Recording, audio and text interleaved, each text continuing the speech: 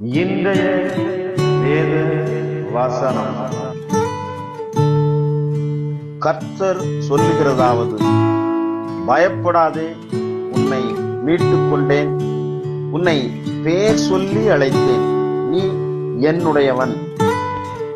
நீ தண்ணீர்களை கடக்கும்போது நான் உன்னோடு இருப்பேன், நீ ஆறுகளை கடக்கும்போது அவைகள் உன்மேல் புரளுவதில்லை. நீ அக்கினியில் நடக்கும்போது வேகாதிருப்பாய், அக்கினி ஜுவாலை உன் பேரில் பற்றாது.